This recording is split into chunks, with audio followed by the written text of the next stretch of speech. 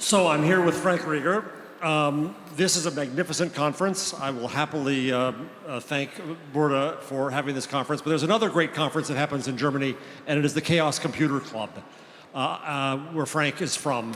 And I watched hours and hours of the latest, some amazing and frightening, but also edifying pieces that really also go into what Rod was just talking about and what we're going to. And I think this morning we heard a lot from telcos, infrastructure players, software companies, large companies.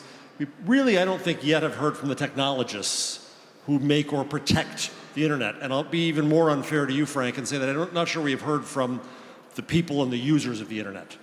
So I think that you and I talked this morning about trust now, trust being violated, trust in government, trust in the internet, trust in companies, and in the long stretch, trust in each other to be able to use this magnificent tool of freedom better.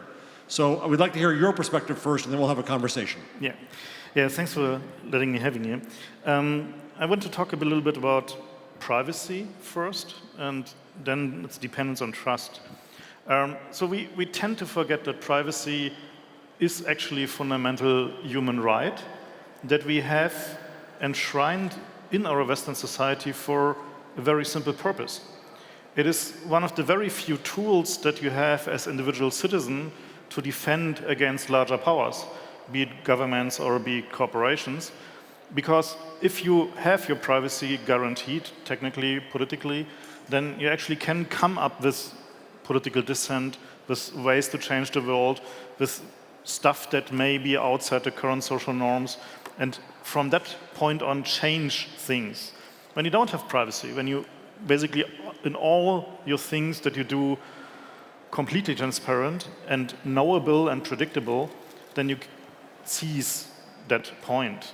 So if you're looking, for instance, at what the opposition movements in, for instance, Belarus does, they're having two phases. One is the private phase, the phase where you have clandestine things going on, and then there's the public phase, and you need both. When you want to have a successful opposition movement, then you need to have both. And the technology that they use to is no longer trustworthy. So we have to somehow find back ways to get to trust our technology. So trust comes from two things. Either you behaved for a long time consistently good, you did the same good thing over and over again, so people trust you that things will be good in the future as well. That's a little bit difficult when you're looking at internet time. So most startups have like 6 months, 12 months to build trust that they won't violate their users' privacy. It's not really something that you can count as trust. So that means there's only a second way to do that, and that is aligning incentives. That means that when you can trust as a user that the incentives of the corporation or of the government agency that has your data are aligned with your interest so that they have no motivation of violating your privacy, then you can trust them. And as we have seen now with the NSA scandal that has been discussed as well in the talk before, there is no real reason to trust the government at all. So they violate your privacy at will under very flimsy excuses. So they're always talking about security, never about real privacy. And so when you want to have a way to construct trust in government again, or in large corporations, there's only one way to do that. And that is making them fully transparent and accountable. Because what we currently have is a situation where we are, as citizens, getting more and more transparent. We are always encouraged or forced to give up our data, and for promises like you have better services or you're getting security. So basically what we're doing is we ceased paying with money for our security and are paying with our data for security. The problem is we're not getting better security. So it's only a promise. The thing that we learned from the NSA is that they are not really effective even with their huge metadata collection. It's the same with the data retention. So we learned from the data retention bills when they were in effect that they didn't make even a dent in the crime rate. So that means we have the same situation as we have in targeted advertising. Everybody is trying to convince everybody else that targeted advertising brings better returns, and very few people can actually show that. So What we're doing is we're collecting lots of data with the vague promise that it might make the world better. But for the cases that we currently have, there's very little to show. And so what I'm asking for is getting rational again. Basically, stop the hyperbole, stop talking about all this. We have all this nice data and can do nice things with it, but show it. That also means, in terms of security policy, that we need justification for each and every security measure by facts, meaning we need to really evaluate if, for instance, data retention helps. We need to really evaluate if our intelligence agencies should have these huge metadata collections, because apparently they're not even helping with security and it's wasted money. So the debates that we're currently having about privacy is mostly one where the corporations and the government agencies that are collecting lots of the data are neither transparent nor accountable, and this is the one thing that really needs to change. Thank you. And I think we heard from Rod, too, that transparency is probably the best solution we have. One thing we've learned from government is that, of course, we weren't transparent at all. Government fancies itself the great protector of privacy. Government is, in fact, I think, the worst threat to privacy, because government can gather and analyze and use our data against us in ways no one else can. How much transparency can we expect from government, given what we've learned and given the one-inch step that Obama just took? I think we should simply defund the intelligence agencies until they come around and understand that we really need to understand what's going on there. I like the sound of that, but I think politically that's unlikely. No, why not? So why not? So every other government agency needs to show what it does for its money, except the intelligence agencies. So, fine, but let's say you lose. As a technologist, what can you do? So the political processes always take time. So we have now the situation that we're kind of, something needs to be done, something needs to be shown, because we're living on internet time. So we're living on internet news cycles. So the Snowden scandal has been going on now for 7 months, and very little has been done. Why is that the case? But if you're looking back, for instance, at the scandals in the US where the FBI was being found to spy on the whole human rights movement there, it took 5 to 7 years until we had tangible change. So until the Church Commission really got to the ground of it and induced real change. And so I think this political process will take a long time. So that's why asking what technology can do is the right question. So all right, fine. I'll go back to that. That was the arc I was coming to. So technology is kind of like a band-aid to that. And that means what you, for instance, as people who fund startups or found startups, don't do anything without encryption anymore. So encryption is just the new network. So everything needs to be encrypted. Data address needs to be encrypted. Data transport needs to be encrypted. All new protocols that are being invented and put into the world need encryption and anonymity. So we need to come to an understanding that we need anonymity as much as possible. I know that's running counter to the data-driven business models. I know that fully well. So, but in balance, we need to think about how much, for instance, individualization of news can we do without really knowing who we individualize it into. Well, two things there. One is, if I may ask you technologists, otherwise known as geeks, make encryption easier for us idiots. The fact that Glenn Greenwald had to go through what he went through on encryption, and I finally did it, and I have my key now, and it shouldn't have been that hard. It should have been 2 seconds. Just a little ask for you. Second, anonymity. Yes, I think anonymity is an option, but I also think that there is a great value to publicness. The internet is a Gutenberg press in everyone's hands. It's the opportunity for anyone to be public. We've both written books about privacy. In mine, I talked about my prostate cancer and malfunctioning penis, and I think there's good to be done with that. That's an option that I don't want to see us pull all into our turtle shells as a society.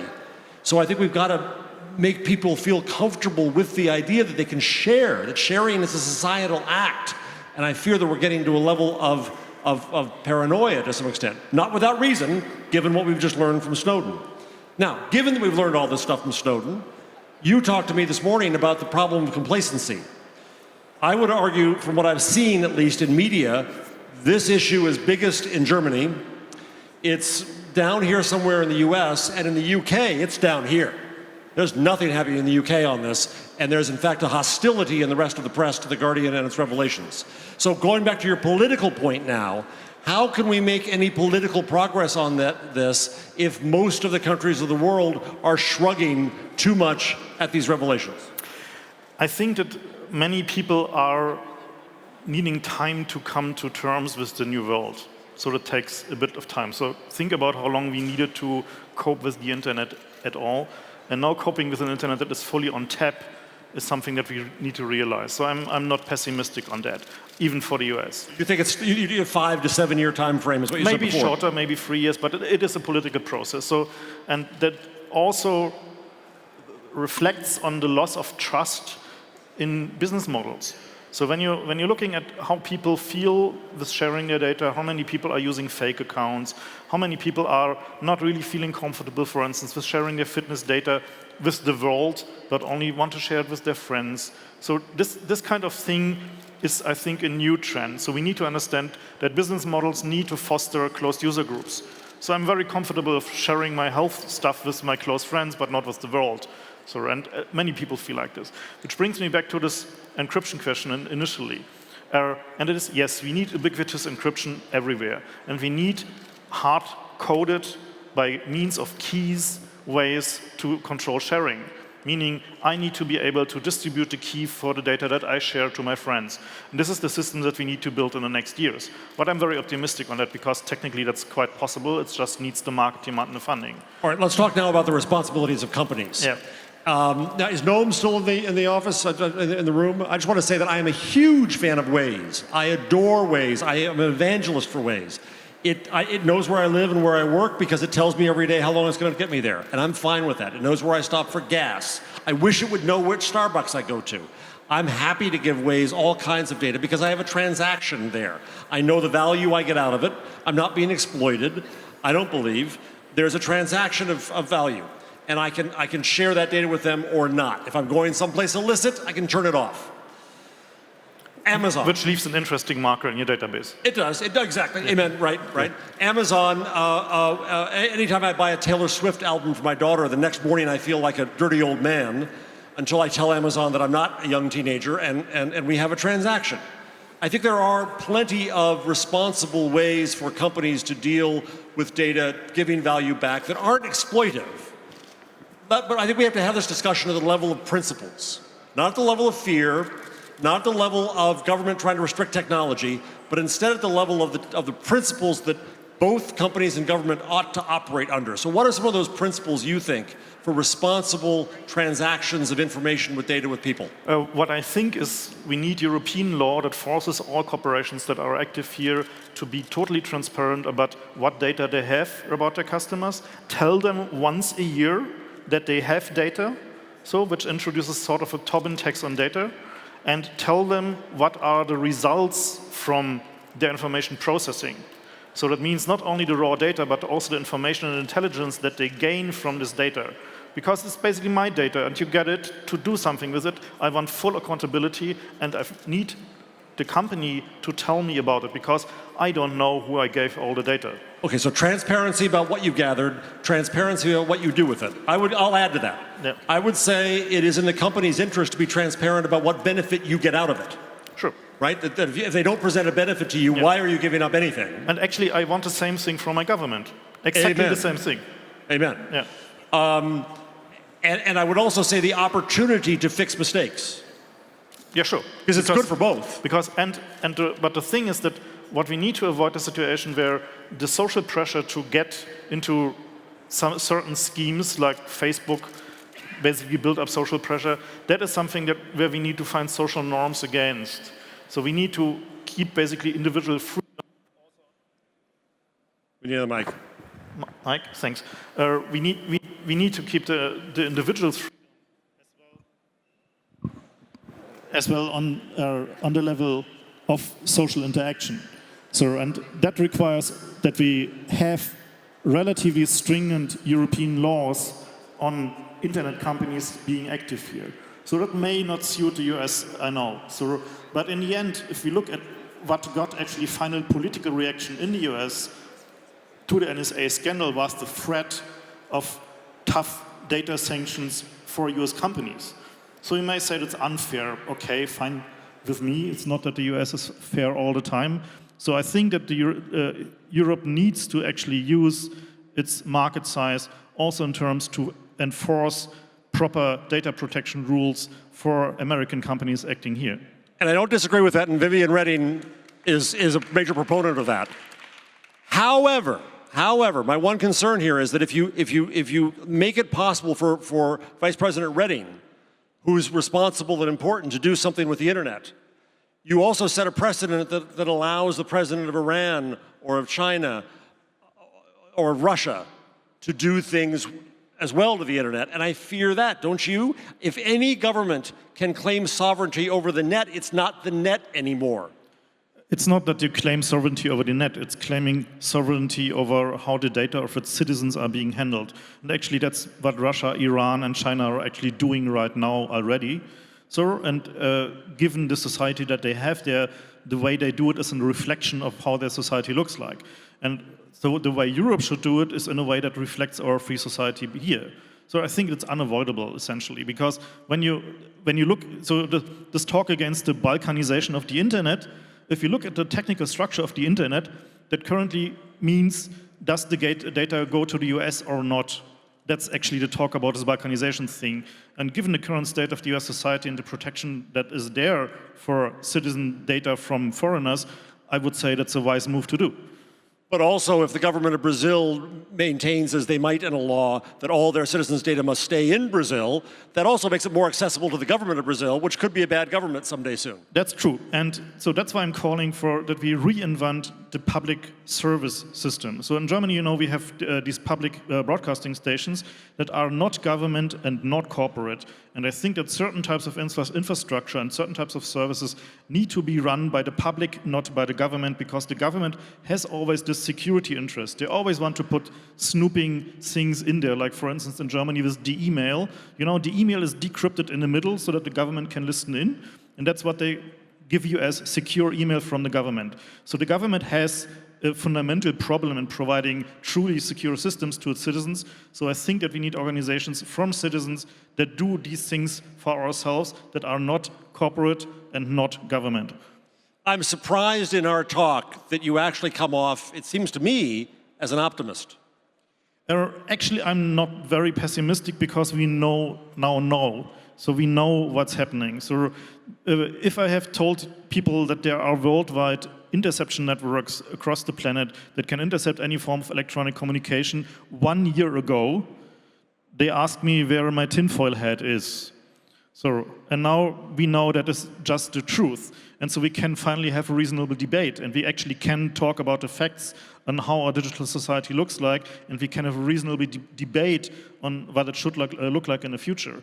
And so I'm relatively optimistic. It's just that we need the political will and also the will to break some glass, if necessary, to get there, that we have a good information society of the future.